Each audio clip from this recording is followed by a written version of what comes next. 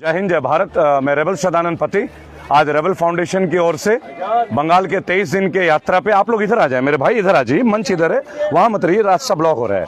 किसी का रास्ता हमें ब्लॉक नहीं करना है, उपद्रवी नहीं हम लोग। दोस्तों, बंगाल के 23 दिन के दौरे पे, उसके बाद किसान आंदोलन है। आज जामा मस्जिद आप लोगों के सामने, जिस जगह से मेरी जीवन की शुरुआत हुई, बहुत बताना ज़रूरी है। यहीं से किताबें पढ़ना, नई सड़क से दरियागंज में एक बहुत बड़ा सफ़र तय करा। लेकिन आज बात करेंगे कुछ मुद्दों की। आज बात करेंगे अच्छे दिन की। अच्छे दिन इसलिए क्योंकि जुमले अब फेल हो चुके हैं, लोग देख सकते हैं कि कहाँ है अच्छे दिन या नहीं है। चलिए आज बात करते हैं किसान आंदोलन की। आज किसान वार्ता के लिए तैयार बैठे हैं और अपने कुछ शर्तें नहीं रखी उन्होंने, बस उन्होंने एक चीज़ रखी कि किसानों का बिल है तो ये बिल वापस लेना होगा। बाकी बातें जब वो करेंगे तब। लेकिन आज बात करेंगे सरकार के उस रवैये की जहां एक गुड गवर्नेंस या बैड गवर्नेंस की वकालत होती है।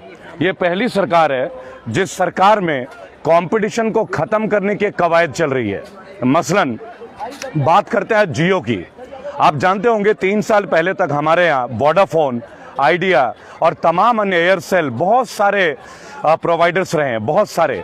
फिर अचानक से रिलायंस जियो का आना होता है और रिलायंस जियो जब आते हैं, telephone regulatory authority of India try उन्हें फ्री में डेटा बांटने की परमिशन दे देते हैं। देखिए किस तरीके से मगरमच्छ छोटी छोटी मछलियों को खाता है। वो कहानी कैसे सच होता है वो आज आपके सामने शेयर करेंगे। लोग मुफ्त के चक्कर में सब जियो के पास आ जाते हैं, लेकिन TRAI, telephone regulatory authority of India, एक बार भी ये प्रश्न नहीं पूछती कि आप फ्री में कॉलिंग, फ्री में आउटगोइंग, फ्री में डेटा सर्विसेज क्यों दे रहे हैं और कैसे दे रहे हैं। जिस तरह गलत करना गलत है उसी तरह किसी चीज़ को करोड़ों लोगों में मुफ्त में बांटना, जहां इंफ्रास्ट्रक्चर इन्वॉल्व है, लेकिन गवर्नमेंट को एक भी सवाल नहीं होता, गवर्नमेंट नहीं पूछती है। आज उसका नतीजा देश के करोड़ों लोग भुगत रहे हैं। आज पूरे देश में एक मोनोपोली हो गई है जियो की। क्यों? क्योंकि वोडाफोन बिक गया, आइडिया बिक जाता है, एयरसेल बिक जाता है, और कारण केवल एक है, बड़ी मछली छोटी मछली को जीने के लिए नहीं छोड़ती। ठीक उसी तरह जैसे अदानी या अंबानी आज किसानों को खत्म करने के लिए तैयार हैं, तत्पर है। आज किसानों की बिल की बात हो रही है। इधर आ जाइए भाई साहब, इधर आ जाइए, आइए आप इधर आ जाइए। किसानों की बिल की बात हो रही है। 2020 में हम इस बिल को देखते हैं, लेकिन 2019 में अडानी जी 19 कंपनी रजिस्टर्ड करते हैं भारत के कोने कोने में। ये एक पहला तरीका था किस तरह मार्केट में मोनोपोली करने का, जो ईस्ट इंडिया कंपनी ने किया था हमारे देश के लोगों के साथ। आज वही ये गवर्नमेंट भी कर रही है।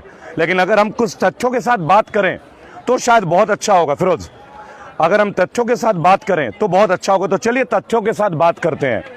9 के 9 प्रोवाइडर जो ये 2G घोटाले, 3G घोटाले, 4G घोटाले, कहाँ हैं वो घोटाले और कहाँ है वो घोटालेबाज? क्या वो जेल गए? क्या वो हिरासत में है? ये सवाल हमें पूछना चाहिए अंधभक्तों से और बीजेपी की गवर्नमेंट से। क्या आपने बोला लाखों करोड़ों का घोटाला हुआ, 2G scam, 3G scam, 4G scam, जीजाजी स्कैम, जितने भी हों, लेकिन अगर वो घोटाले हुए तो घोटाले कहाँ हैं और वो घोटालेबाज कहाँ हैं? लेकिन हम एक बात कह सकते हैं कि आपने तमाम लोगों को आपने आदी बनवाया, एक प्लान तरीके से फ्री में जियो के कनेक्शन बंटवाए, फ्री में डेटा दिया। आज वही जियो तसल्ली से हमसे पैसे ले रहे हैं, जब मर्जी अपना डाटा खत्म कर रही है, जब मर्जी अपने मोनोपोली कर रही है। पहला था। आइए कंपटीशन की बात करते हैं कि हमारे देश में कंपटीशन का स्तर क्यों खत्म हो रहा है।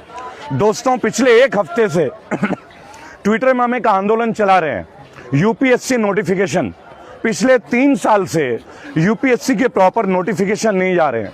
जो नौजवान बच्चे अपने एज लिमिटेशन में कॉम्पिटिटिव एग्जाम की तैयारी कर रहे हैं, सरकारी नौकरियों के लिए, प्रतियोगिताओं के लिए, उनकी नोटिफिकेशन नहीं आ रही है। एनटीपीसी और रेलवे की जॉब्स की अपॉइंटमेंट नहीं हो रही है, लेकिन वो कहते हैं कि हम इतने लाख जो है वो नौकरी देंगे। आप कितने लाख देंगे नहीं देंगे ये हमारा प्रश्न नहीं है, लेकिन अगर गवर्नमेंट की वैकेंसीज आप ला नहीं रहे और आप ये दिखा रहे जैसे जजों के पद खाली हैं, जैसे उत्तर प्रदेश में पुलिस का कद ज़्यादा होना चाहिए, जनसंख्या के मुकाबले पद ज़्यादा होना चाहिए, तो क्राइम ऑटोमेटिक बढ़ेगा। लेकिन अगर पद है तो आप रिक्तियाँ क्यों नहीं निकाल रहे हैं, आप वैकेंसीज क्यों नहीं निकाल रहे हैं? लेकिन इस पे बात नहीं होगी। अब बात करते हैं किसान आंदोलन के उस जरिए का जहाँ आज लोग बेहद परेशान हैं। किसान कहते हैं कि हमें ये प्रणाली पसंद नहीं है। अगर आप ये प्रणाली को करना चाहते हैं तो आप किसानों के साथ बैठते, नेताओं के साथ नहीं। लेकिन नहीं, उन्हें किसानों के साथ नहीं बैठना है। 6 बार के वार्ता के बाद आज 7वीं बार वार्ता होगी। किसानों की वही बात आज भी कि हमें किसान बिल नहीं चाहिए, क्योंकि अगर हमारे लिए बिल है तो हमसे पूछा जाए, हमारी जो परेशानियां हैं वो हम सरकार को बता सकते हैं। तो गवर्नमेंट की एक और नई चाल, हम जैसे बागियों को लगातार जेल भेजने के बाद भी जब इनका मन नहीं भरता है तो ये नकली किसान उत्पन्न करते हैं। मैं आप लोगों को धन्यवाद देना चाहूंगा, परसों का वीडियो मिलियन व्यूज क्रॉस कर चुका है और रीच भी काफी ज्यादा मिलियंस में है।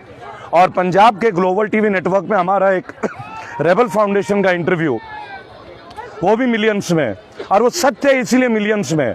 आपको रिपब्लिक टीवी, इंडिया टीवी या तमाम जी न्यूज़ के चैनल में खबरें नहीं मिलेंगी, उसके लिए आपको लोगों के बीच आना पड़ता है। तो हमारे 2 क्वेश्चन है आज कि माननीय रमेश पोखरियाल जो कि शिक्षा मंत्री है, 3 दिन पहले उन्होंने एक स्टेटमेंट दिया कि जुलाई तक स्कूल बंद रहेंगे। मैं स्वागत करता हूं आपके फैसले का, आपने स्कूल बंद किया, लेकिन स्कूल बंद करने का कारण क्या होगा? कोरोना? इसका मतलब कोरोना है? मैं यकीन नहीं करता। देखिए, मैं आज भी आपके सामने लाखों की तादाद पे रहता हूं, 70 लाख 80 लाख से ज़्यादा लोगों से मैं मिल चुका हूं, हॉस्पिटल भी जाता हूं, मुझे कोरोना में यकीन नहीं है। और अगर आपको यकीन है और अगर आप छुट्टियां दे रहे हैं कि नहीं स्कूल बंद रहेंगे, तो क्यों ना बंगाल का इलेक्शन पोस्टपोन कर दें? क्योंकि कोरोना केवल स्कूल के बच्चों को तो अटैक करेगा नहीं, कोरोना केवल बच्चों पे तो नहीं आता है भाई। कोरोना तो एक बीमारी है, वो ना तो वो बहुत सेक्युलर भी है, जात पात को नहीं मानता, हिंदू मुस्लिम नहीं पहचानता, छोटे बच्चे बुजुर्ग किसी को भी अटैक कर सकता है। तो जब आप स्कूलों को बंद कर सकते हैं जुलाई महीने तक, तो बंगाल के इलेक्शन भी जुलाई तक पोस्टपोन कर दीजिए। आपकी सत्यता का प्रमाण आपके एक्शन से हमें पता चल जाएगा कि हाँ ये बीमारी है, ये बहाव है। आप लोग इधर आ जाएं भाई प्लीज, देखिए वो रास्ता है, इधर आ जाइए भाइयों, इधर आ जाइए। लेकिन क्या ये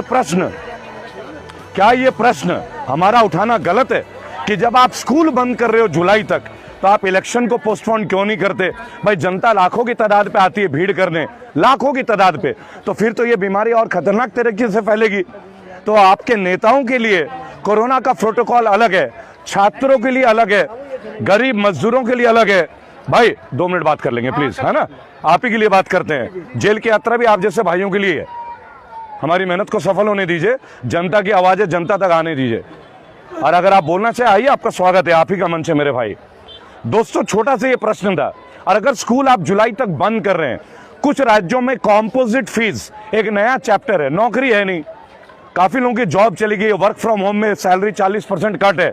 इस वीडियो के माध्यम से तमाम सीबीएसई के जो प्राइवेट स्कूल हैं, बड़े बड़े school, Delhi public school, APJ international school, lotus valley school और जितने भी स्कूल हैं, क्या सरकार इन स्कूलों में जाके पता कर रही है क्या टीचरों को तनख्वाह पूरी मिल रही है? क्या स्टाफ को तनख्वाह पूरी मिल रही है? क्या अगर नहीं मिल रही है तो बच्चों से पूरी फीस क्यों ली जा रही है? उत्तर प्रदेश में एक नया शब्द है कॉम्पोजिट फीस, क्योंकि मैं उत्तर प्रदेश में रहता हूं, ग्रेटर नोएडा में रहता हूं, और मैंने पूरी फीस पेड की अपने बच्चों की। उसका कारण है, जब पेरेंट्स टीचर एसोसिएशन ने मुहिम डाली, भाई आप लोग इधर आ जाइए, उनका देखो बिजनेस का टाइम है, हमारी वजह से किसी को कष्ट न हो, इधर आ जाएं प्लीज, वहां मत जाम कीजिए, इधर आ जाइए, आपका मंच आइए जी। तो मैं ये कहना चाहूंगा आपसे, कंपोजिट फीस, इसके नाम पे पेरेंट्स से पूरे फीस वसूले जा रहे हैं। क्या होता है कंपोजिट फीस, इसका परिचय दे दीजिए। उत्तर प्रदेश गवर्नमेंट ने 1 साल पहले ये कर दिया, तो क्या आपको पता था क्या कि कोरोना आने वाला है? आपको इसकी जानकारी पहले से थी क्या कि पेरेंट्स प्रोटेस्ट करने वाले हैं? ये सवाल पेरेंट्स का भी है, सवाल शिक्षकों का भी है, क्योंकि शिक्षकों को पूरी पेमेंट मिल नहीं रही है। मैं आपको बताना चाहूंगा, प्राइवेट स्कूल के लाखों करोड़ों टीचर्स आज अपनी पेमेंट नहीं ले पा रहे हैं, वो अपना ऑनलाइन क्लासेस कर रहे हैं। और जियो का तांडव देखिए, इसी कोरोना पीरियड में जियो के चार्जेस बढ़ जाते हैं, मिनट्स बढ़ जाते हैं। आप इस बात को समझें, और इस तरह से एक एक्सप्लॉइटेशन का दौर शुरू होता है। लेकिन अगर ये प्रश्न पूछा जाए, हम यहाँ किसी को जाति से, रिलीजन से बांधने नहीं आए, यहाँ केवल मुद्दों की बात करेंगे कि अगर जेन्युइनली डेवलपमेंट की बात है, अगर आप एग्जाम्स पोस्टपोन कर रहे हैं, अगर आप स्कूल की पढ़ाई को पोस्टपोन कर रहे हैं, अगर आप स्कूल कॉलेजेस को बंद कर रहे हैं, तो क्यों ना इलेक्शंस को पोस्टपोन कर दें? क्या माननीय शिक्षा मंत्री, गृह मंत्री हमारे अमित शाह जी, उनको ये नहीं दिखता कि वो अभी शांति निकेतन गए और लाखों के तादाद पर उन्होंने रैली कर दी? क्या कोरोना ने उनको डिस्काउंट दे रखा है क्या? अमित शाह साहब के लिए अलग पैमाने हैं, बंगाल राज्य के लिए अलग पैमाने हैं, दिल्ली के लोगों के लिए अलग पैमाने हैं। एक माता पिता अपने बच्चे के साथ बगैर मास्क के जाए तो 2000 का चालान करा देते हो आप, क्यों भाई? कोरोना ने केवल ये बोला है कि तुम मास्क पहनोगे तो तुम्हें अटैक नहीं करूंगी या करूंगा, और लाखों के तादाद पे जब आता है तब कोरोना इनएक्टिव हो जाता है। देखिए, एक युवा जर्नलिस्ट होने के नाते तमाम वीडियो चैनलों को मैं एक बात बोलना चाहूंगा, जो भी नेशनल मीडिया के लोग हैं, मेरी अक्सर मुलाकात होती है